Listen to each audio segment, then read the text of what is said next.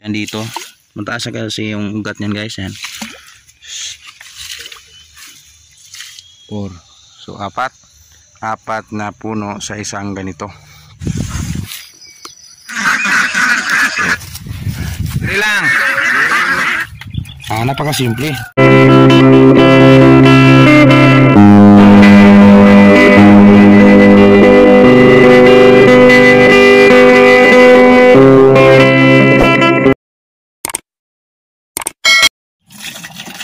Sakto morning, kasakto.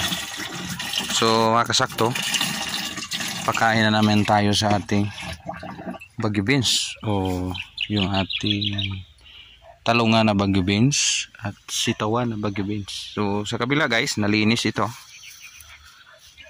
Yan. Nalinis na. Tapos dito yan. Kahapon, sa previous video natin, nalinis. Yung talungan na bagyo beans yan. Dito naman, talungan na sitawan. Dito naman bagyo beans na talungan. Yan. So kahapon lininis, ngayon magbigay tayo ng pagkain. Kasi sobra 15 days na, 2 linggo hindi nakatikim ng pagkain yung ating sitaw, yung ating bagyo beans. And then dito hindi pa matapos-tapos na gamasan. Isa lang kasi yung tao natin guys at pangalawa tayo na tumulong. So ngayon i-share ko is yung pagkain. So again, yung pagkain natin ito is pure potassium. Walang halong ibang abono kundi bumili tayo nung naibenta natin yung sitaw. May binta tayo dyan na kulang-kulang mga sobra 700. So binili lang natin ng abono. So yung synthetic fertilizer at saka ginamasa natin yan. Tapos pagdadamo yung puno kailangan diligan. So ginamit natin yung pandilig, complete fertilizer yan. 4 na ganito sardinas sa isang ganito. So again, sa tinunaw natin na fertilizer synthetic, ito is 5 kilo lang ito. Tapos kada yung tubig niya is mapaw-apawan sa kanyang binabaran. Yan. So dito naman natin siya nilalagay 4 na 4 kada 16 liters. So yan, mapuno na. So idilig na kung mapuno. Yan. So sorry guys, kahapon nagbigay tayo ng insecticide. Same pa rin yung Lanet Pure at saka may konting foliar. Ginamit natin yung foliar, si Boom Flower pa rin. At ngayon, kasagsaga ng pagkain is schedule talaga ng pagkain. Baka sumukal na naman. So mahirapan naman tayo maglukit ni puno.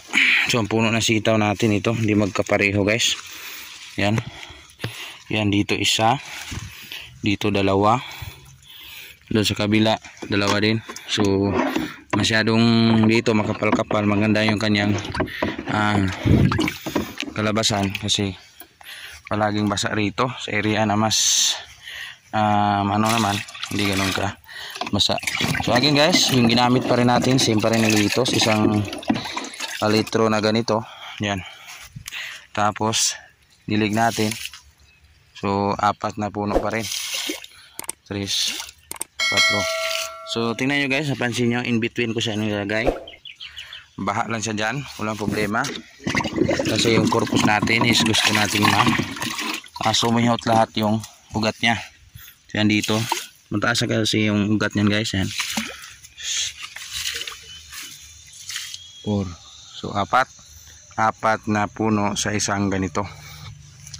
So actually guys, yan ang normal na pagkain ng ating sitaw. Tingnan nyo naman yung bunga. Still bumibigay pa rin, oh. Pansin nyo. Schedule for harvest na naman bukas. Every 2 days yung interval in between 2 days. So harvest and then pakain every 2 linggo. So every 2 linggo pakain.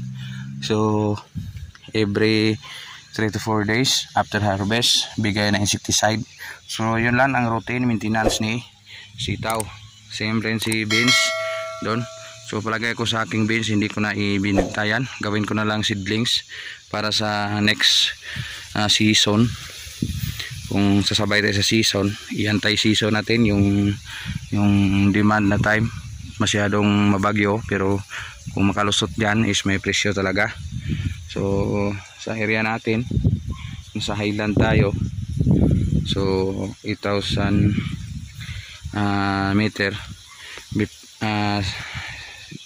sea level. So medyo mataas-taas yung ating area. So angkop dito yung mga tanim na hindi mabunga, pero kasagsagan ng tanim natin na may bunga, yung sitaw. Sana nakaano tayo, pero sige lang, kung alam na natin na bagyuhin is sige lang, may matitira na naman tayo rito.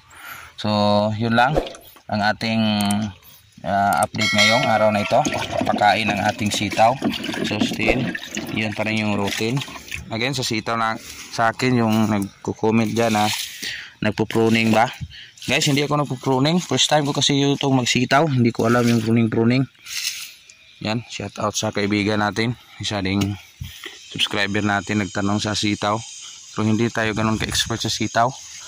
Yung sitaw natin is try and error lang to. So yan, napansin nyo, marami-raming bunga talaga.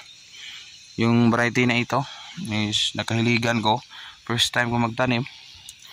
Hindi ko siguro kung sanay, pero nabigla ako kasi marami talaga yung bunga. Kung napansin nyo yan, marami. Isang puno lang yan. Sobra 10, mga 20 plus 25.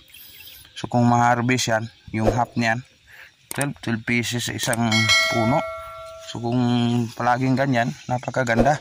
So pinapakain talaga ng maayos kasi bigay ng magandang bunga.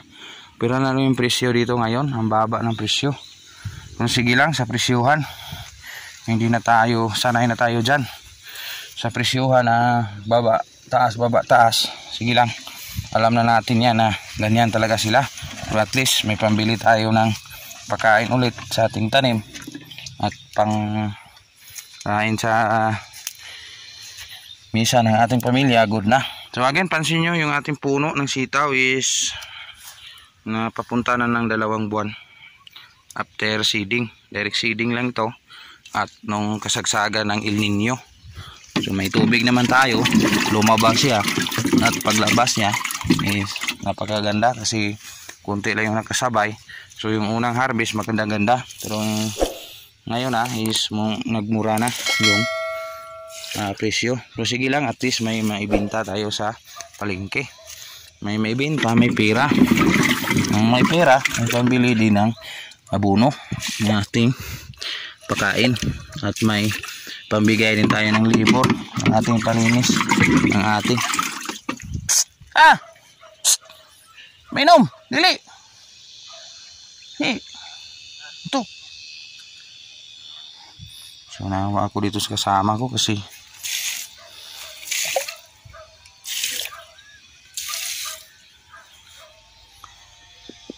mainom di mainom.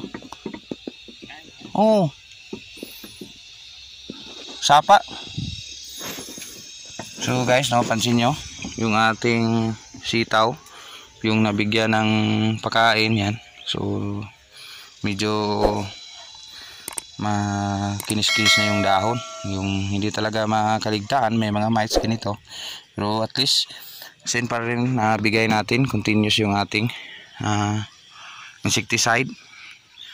So maya wala na yan, at least nasustain din natin yung kanyang kinailangan o yung kanyang kailangan sa kanyang nutrisyon.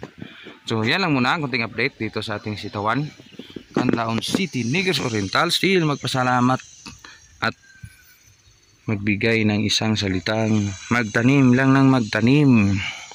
Kung may bagyo man, may anihin pa rin kasi may natanim. Yun ang bunga ng ating sitaw, palaging berde at malakas sa kay. Salamat, Insakto TV.